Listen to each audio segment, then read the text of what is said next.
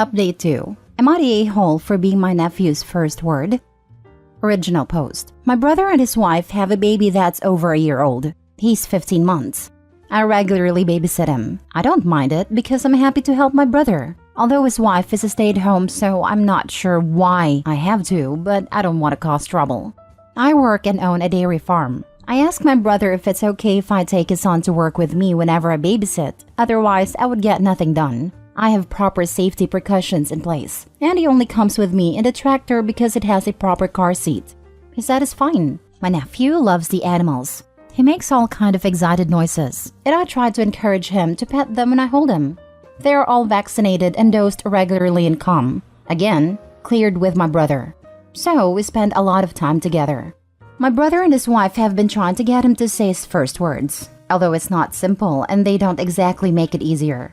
Instead of mama or dada, they coax him to say mother and father. And my nephew just doesn't get it. He's a baby and those words seem kinda complicated for a baby. We were all over at my parents' house for a Sunday get-together, but I was sitting playing blocks with my nephew. He suddenly looks up at me and starts going b-b-b-b-b. I thought it was just normal baby talk. Then he gets more aggressive, repeating those letters over and over again. Then he starts going N. He then shouts Ben and points at me and laughs Ben, my name.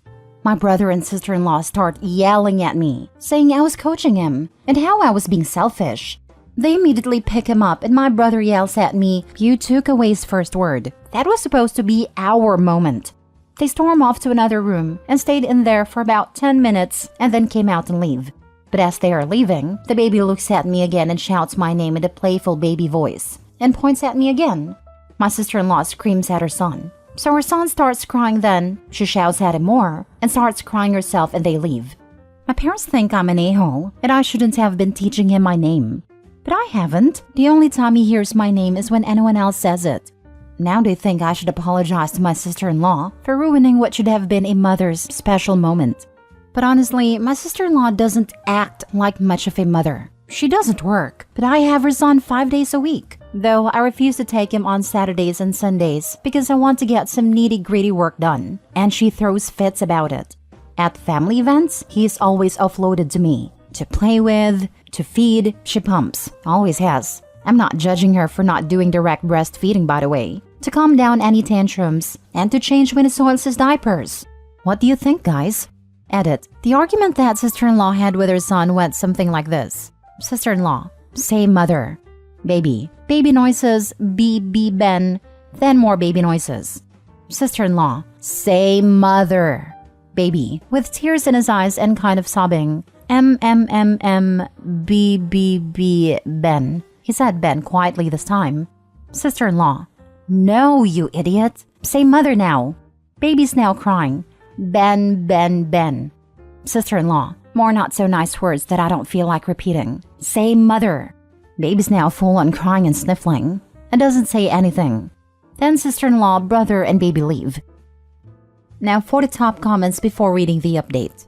Not the a-hole. You have the kid 5 days a week. Of course he'll bond with you. And it's not surprising he said your name. You're the one raising him. I have no idea what's the matter with your sister-in-law that she leaves him with you this much when she's at home. Maybe she has PPD? But anyways, this whole outburst is a result of her insecurities because she knows she's not doing what she should be doing if she wants to be your son's main person. It's a her problem, not a you problem. I would have the kid every day if I didn't put my foot down and say I need Saturday to do some heavy dangerous work, otherwise I would get nothing done. She doesn't have PPD. She went to therapy after he was born and they said she was fine. Her reason for staying at home is so she can have some peace. OP, I would be calling for a wellness check from CPS based on your edit. She screamed in her infant son's face that he's an idiot for something he has literally no control over. He's not capable of understanding what she wants from him and is being abusively punished for it. Your nephew is being mistreated. If this is what happens to him when he's a baby, imagine what's going to happen when he's a toddler and willfully disobeys his mother. Is there any chance at all her behavior won't escalate? I don't think so. Hard agree. This is horrifying. They sound like awful parents. Mom is absent despite being home all the time. What the heck does she need peace from? And then verbally abuse her son. And OP, your parents suck too. They should know you literally can't control what a baby's first words are. Add 2. I have taken your advice on board, and I'm going to take action tomorrow. I'll post an update sometime next week if the sub allows it. Now for the first update. I figured I would give you all an update. Thanks for all the advice and help, everyone. I did not call CPS right away. Our country has something else, but for simplicity, I'll just refer to it as CPS. That was probably my biggest mistake. I've always tried to see the good in people and trust and forgive others. It's a terrible habit to have in this modern day, but that's just always been me. I brought little one over to his parents' house early Friday afternoon and told them it's their baby, so they need to look after it. I wasn't going to babysit anymore, not unless it's in our emergencies such as death or illness. I gave them parenting books and explained everything they were doing wrong. We had a long talk for a few hours, and I honestly thought we got somewhere. Then I went over Sunday afternoon, and little one was doing great. He was doing the baby stumble all over the room. He was laughing, it seemed great. The car seat was nowhere to be found. I thought we'd turn a corner. He even said a second word, will. Not sure why, but he uses it now to get attention instead of Ben. I was only over for an hour and they all seemed happy. On the way out, I mentioned to my brother that on Monday, I was going to be helping my fiancé move into my place. Monday morning rolls around. I get up, milk, feed a dry cows and calves bed everything, and put the milking stock out to grass. I was running late to meet my fiancé, who I'll call Aya, so I took off my overalls, ran into the house, grabbed my keys from my pickup off the table. I didn't even look at the living room. You can see where this is going already. It was 10 a.m. at this point. I put my trailer on and went over to Aya's, and I was there for 3 hours helping her load and pack. We went and got lunch at around 2. We stayed at the cafe for an hour, went shopping together for an hour or so, then back to hers to lift my truck and the rest of her stuff. We got back to mine at around 7, and we were standing talking in my yard when we both hear screaming and crying. I unlocked the door and ran inside and was greeted with an image I'll never forget. Little one was on the floor screaming and crying. His face is all red. He was sucking on one of the unopened bottles of breast milk. His high chair that I have was lying on the floor. He had tried climbing it earlier in the day. I looked back through the cameras after CPS came. My TV was on the ground broken. The place was a mess. His diaper was a mess. I picked him up and began calming him down while I changed him. I put 3 bottles in the microwave to heat up and then took him to feed him for me. I got a text then from my brother asking if I could bring him back to theirs at around 8 because they had a surprise for everyone. They were having an announcement party, which is why I had to babysit, so they could get it all ready. They hadn't texted me at all earlier. I then thought about ringing my brother, but as I looked at my fiancé was yanking the bottle out of little one's mouth so he didn't drink too fast and give himself stomach problems, as he was really aggressively gulping it down. I decided to call CPS and the police instead. CPS came to us, and the police went theirs. I handed little one over and gave my statement, as well as a copy of my CCTV. My sister-in-law arrived at mine at 7 a.m. and dropped little one off. My living room baby monitor caught nearly all of little one's movement, and one of my outside cameras caught a fair bit of his movement in the kitchen. He pulled the TV down on top of himself after he had been crying for a few hours. That's how he got his forehead bruised. He tried climbing into his high chair, but that fell onto him and bruised his shoulder.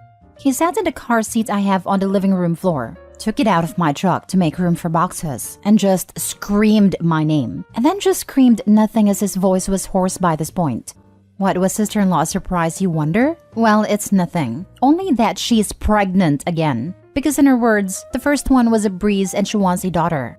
Unfortunately, CPS in my country believes strongly in rehabilitation, but it's aggressive rehab, not just, here's your kid, try to do better. It's the whole 9 yards. My sister-in-law has a new therapist, and they must do couples counseling as well as parenting classes, a weekly visitations by CPS, from now until new baby is 2 years. I've been appointed as watcher for little one, meaning anyone that wants to visit has to be approved by me, and a bunch of other things must go through me. I know I made a mistake in trusting them, but I really thought they would change. Aya and I are now fully moved in together. I haven't babysat all this week. Brother and sister-in-law are in between court appearances and other mandated events, as well as being a parent. They struck a deal with the prosecutor and CPS, 3 year suspended sentence, and a bunch of other restrictions, which is how this all progressed so fast. My parents have finally seen sister-in-law and brother for what they are, and have apologized profusely to me. I'm getting married in March, but I've demoted my brother from best man to guest. I just promoted my best friend and picked another friend to be a new groomsman to keep it even with Aya's bridesmaids. I'm contemplating on inviting them, but I'm going to think about it for a while. A lot of you said I should adopt a little one, but the truth is I don't want to. I love him and will always be there for him, but I want it to be a fun but caring uncle capacity. I know this sounds selfish, but I just can't explain my love for him. I want my own family and still be a part of his. I hope you all understand this. There is still a lot happening, so I might make a second update much later, but this is all that I can share at this point. Brother and sister-in-law are mad at me and refusing to talk outside of anything they are legally required to talk to me about. I don't see why they are mad at me though. They left a baby which hadn't had breakfast at my house and didn't tell me when they knew I was going to be away. Please feel free to leave some more advice or thoughts. I do read them all, even the negative ones. But take care everyone and thank you for all your help. Honestly, I'm surprised CPS is letting them keep the baby after what happened. And good on you for having cameras. Otherwise, you'd have been in a serious trouble for something that wasn't even your fault. And that sister-in-law is really a piece of work. She's describing pregnancy as a breeze. But does she really expect you to take care of their second child? Anyway, I'm sure the only reason you didn't cut them off was so you can have a healthy relationship with the little one. So, I hope you keep on being the good uncle you always have been. Also, I'm glad the parents finally opened their eyes. Looks like brother was the favorite/golden child. Brother was absolutely the favorite, but I didn't mind when we were growing up, as having less attention let me do my own thing and focus on the stuff I wanted. I didn't get a lot of help, so extracurriculars were off the table, but I read a lot and went for walks around the countryside, eventually got a job at a local farm, graduated agricultural college as number 1. The guy I worked for passed away soon after, and his 2 sons didn't have an interest in farming, so they sold it to me well below market value. I think sister-in-law thought I would watch both of them when the second is born, because she screamed at me a few days after this had all gone down that how could I do such a thing, and if we weren't legally required to, you wouldn't be seeing either of them ever. But I'm hoping now she's forced to raise her kids herself. She realizes how much I actually did for her. When he's old enough, I might give little one a paid job on the farm. Give him somewhere he can go to get away from it all, and earn some money at the same time. Wow, sister-in-law still has the nerve to blame you, when all of it was her and only her fault. Even brother couldn't be blamed, since he assumed that you're on board thanks to sister-in-law. Also, I know it's not my place to ask, but what is going with sister-in-law? You've mentioned that she's currently a stay-at-home mom, but dropping little one off 5 days a week is really weird. Is she going through therapy, or has something at home preventing her from actively taking care of little one? Also, I really like your plans for little one. He's lucky to have a great uncle despite not so wise parents. I honestly don't know what she does when I watched little one. When I drop him home, she's just be sitting there watching TV. The house was clean, I'd give her that, but her therapy was only once every 2 weeks. She just told me she wants peace and quiet during the week from little one. Also, my brother knew everything that sister-in-law did, and even supported it, if you read my comments from the original post, so he's equally to blame. Now for the last update. Hi everyone! It's been almost a month, so I thought I would post an update here. I first tried having a civilized conversation with little one's parents, and it worked for 2 days. Then it was back to me looking after him, so I called CPS. There's a whole incident in my page if you're curious.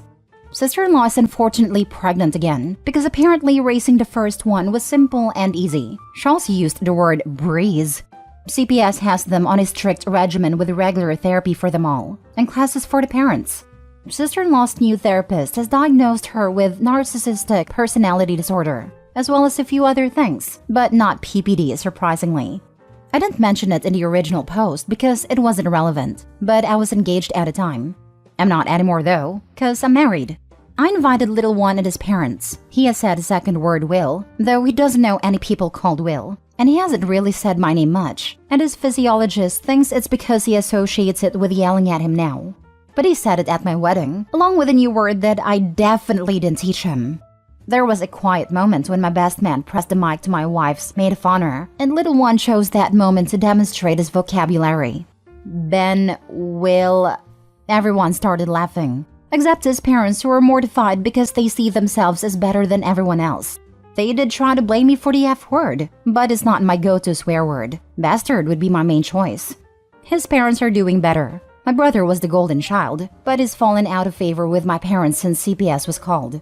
I've been over to their house, and everything seems fine. No car seats on the living room floor, little one running around laughing, making noises, enjoying himself. My sister-in-law, on the other hand, has called me multiple times crying because little one would cry for no reason, or he wouldn't sleep despite being fed and changed. All normal baby things. She wants me to solve it, but she needs to learn, especially with number 2 on the way. That's all really. I want to thank everyone for their help. I might make more posts on my account, not on the sub, but take care everyone. Congratulations on your wedding, and thanks for the update. Couple questions if you don't mind. Have you babysat since the 12-hour CPS day? Have they issued an apology or shown any remorse? Have you changed the locks to your house? The frantic calls from your sister-in-law are emotionally manipulative and an attempt to manipulation via guilt. Please don't answer. Document the calls and report them to the state agency overseeing their parenting. The kid is lucky to have you in his life. You're a good egg. No, I haven't babysat at all since the incident. I watched him for 20 minutes till my parents arrived, when his parents had to go to court, but that was about it.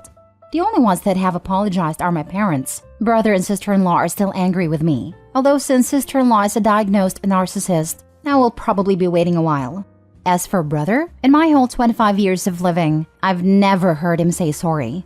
As for the calls, I usually answer if it's something I think might be useful later. Then I record it. But most of the time, I wait until she's midway through a sentence and then hang up. I like little one, but her baby, her problem. Soon to be 2 by the end of the year. I'll stick around their family to keep an eye on little one, and I'm considering not selling them a small plot of my silage ground to build on now because they currently rent. Also, when little one is old enough, I'll give him a job on the farm so he can earn money and get away from his parents. Thank you for your support and congratulations. Wow, just wow. Well, guess who's going to use their mental disease diagnosis as a get-out-of-jail-free card? If you guessed sister-in-law, then you've won.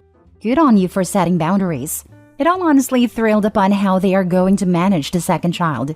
That being said, little one is a legend with that sentence. I doubt you can use, "sorry, I'm a diagnosed narcissist," to get out of very much. Honestly, it seems like the type of illness you'd want to hide.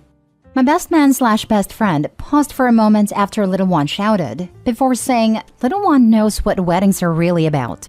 His parents wished a hole would open up and swallow them. Really ruined their uptight high society image now that their kid knows a swear word and is quickly becoming his favorite word, probably due to all the laughing he gets in response to it. I might make an update next year after number 2 is born, so everyone can see how far they've progressed.